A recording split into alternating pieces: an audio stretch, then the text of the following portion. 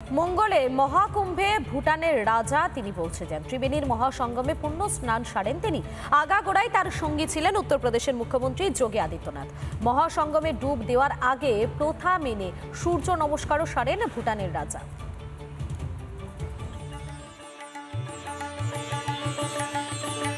বিশ্বজুড়ে হিন্দুদের মিলন ক্ষেত্র মহাকুম্ভ। মঙ্গলেও দেখা মিলল দেশ বিদেশের পুণ্যার্থীদের।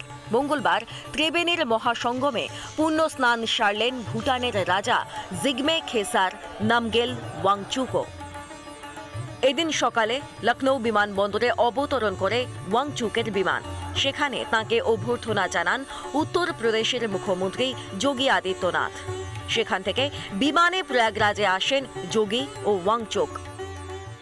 ত্রিবেণী সঙ্গমে সূর্য প্রণাম সারেন ওয়াংচুক।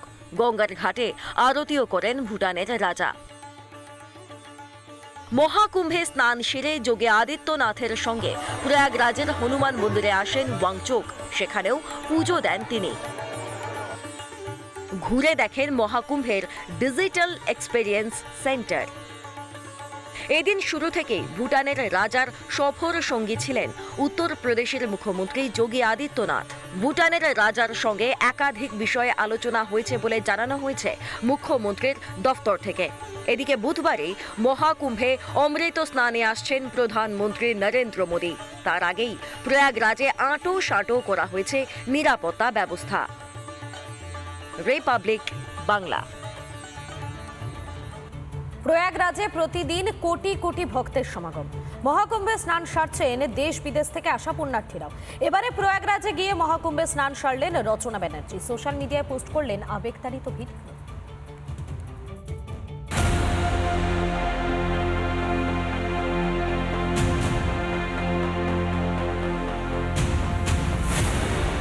চিনতে পারছেন? ইনি আমাদের সাংসদ, অভিনেত্রী, রিয়েলিটি শোয়ের অ্যাঙ্কার রচনা ব্যানার্জি। পুণ্য অর্জন করতে ম্যাডাম সাংসদ পৌঁছে গিয়েছেন প্রয়াগরাজে। পরনে গেরুয়া কুর্তি, মাথায় রক্তচন্দনের তিলক, ডুবের পর ডুব লাগাচ্ছেন কুম্ভে। সামনে থেকে আবার একজন ছোট্ট একটা ভিডিও করছেন।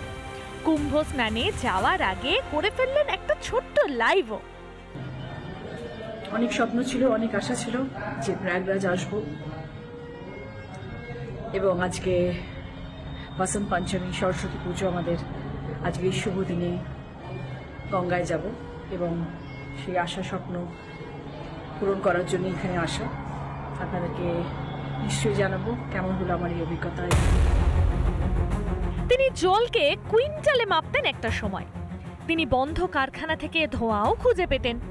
প্রচারে গিয়ে তিনি দইয়ের গুণগত মানও বিচার করতেন। কিন্তু সেসব এখন অতীত।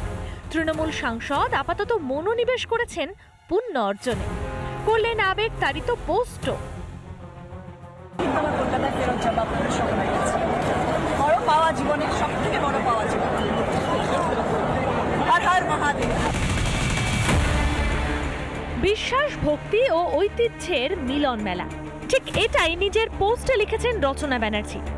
সেসব তো ঠিকই আছে, কিন্তু কদিন আগে তার দলের সদস্যরা কুম্ভের আয়োজন নিয়ে খোঁচা মেরেছিলেন যোগী সরকারকে।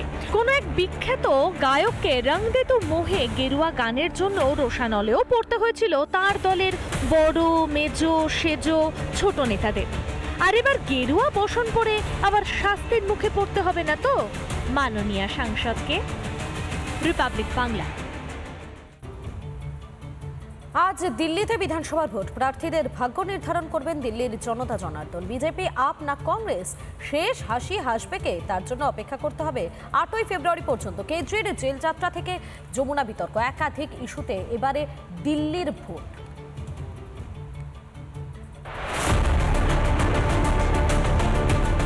মঙ্গলে উষা, বুধে পা। দিল্লির বিধানসভা নির্বাচন। রাজনৈতিক দলগুলির ভাগ্য নির্ধারণ করবেন দিল্লির আম জনতা। এতগুলো দিন ধরে একে অপরকে 1 ইঞ্চিও জমি ছাড়েনি আম আদমি পার্টি, বিজেপি ও কংগ্রেস।